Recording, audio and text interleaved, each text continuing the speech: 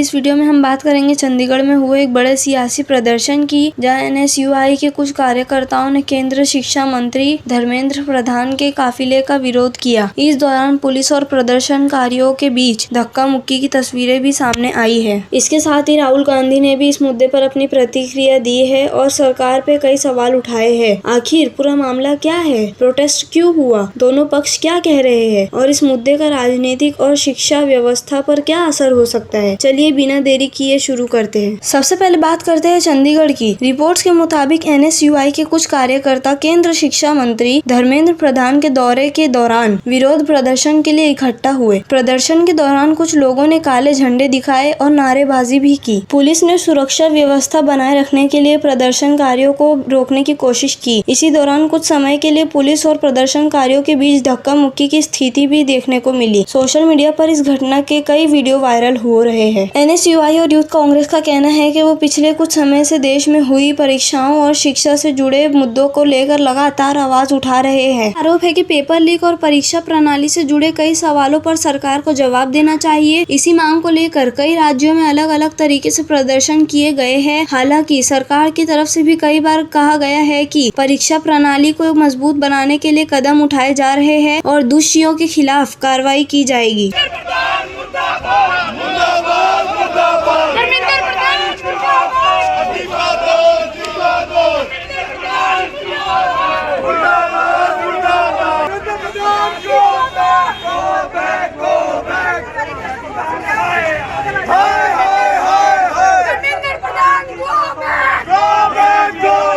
पूरे मुद्दे में एक और विवाद तब शुरू हुआ जब शिक्षा मंत्री धर्मेंद्र प्रधान के कुछ बयानों को लेकर विपक्ष ने आपत्ति जताई। कांग्रेस और राहुल गांधी ने दावा किया कि शिक्षा और छात्रों से जुड़े मुद्दों पर सवाल उठाने वालों को इस तरह के शब्दों से नहीं बुलाया जाना चाहिए। दूसरी तरफ बीजेपी के नेताओं का कहना है कि उनके बयान को गलत पेश किया गया और सरकार लगातार शिक्षा सुधारने के लिए काम कर रही है। यही वजह है कि इस मुद्दे पर सियासी बहस और तेज हो गई है। राहुल गांधी ने सोशल मीडिया के माध्यम से अपनी प्रतिक्रिया दी। उन्होंने कहा कि छात्रों की चिंताओं को गंभीरता से सुना जाना चाहिए और शिक्षा व्यवस्था को मजबूत बनाना समय की जरूरत है। उन्होंने केंद्र शिक्षा मंत्री से माफी की मांग भी की और उनकी जिम्मेदारी को लेकर सवाल उठाए। ये राहुल गांधी का बयान है। इस पर बीजेपी की तरफ से भी अलग अलग नेता अपनी प्रतिक्रिया देते रहे हैं। इस घटना के बाद राजनीतिक माहौल और गर्म हो गया है। एक तरफ विपक्ष इस मुद्दे को लेकर सरकार को घेरने की कोशिश कर रहा है, दूसरी तरफ सरकार का कहना है कि वो शिक्षा प्रणाली को बेहतर बनाने के लिए लगातार काम कर रही है और किसी भी गड़बड़ी पर सख्त कदम उठाए जाएंगे। आने वाले दिनों में सांसद और अन्य राजनीतिक मंचों पर भी ये मुद्दा उठाने की संभावना जताई जा रही है। इस पूरे मामले के बाद सबसे बड़ा सवाल ये है कि क्या शिक्षा व्यवस्था से जुड़े मुद्दों पर सभी पक्ष मिलकर हल निकाल पाएंगे? क्या छात्रों की चिंताओं का स्थायी समाधान हो सकेगा? क्या इस तरह के प्रदर्शन देश की शिक्षा नीति में किसी बड़े बदलाव की वजह बनेंगे? इन सवालों का जवाब आने वाले समय में ही सामने आएगा। फिलहाल इस मामले पर सियासी बयानबाजी जारी है और सबकी नजर इस बात पर बनी हुई है कि आगे क्या कदम उठाए जाते हैं। आप इस पूरे मामले को किस नजरिए से देखते हैं? अपनी राय कमेंट सेक्शन में जरूर बताएं। अगर वीडियो पसंद आया हो तो लाइक करें, चैनल को सब्सक्राइब करें और बेल आइकन दबाना ना भूलें।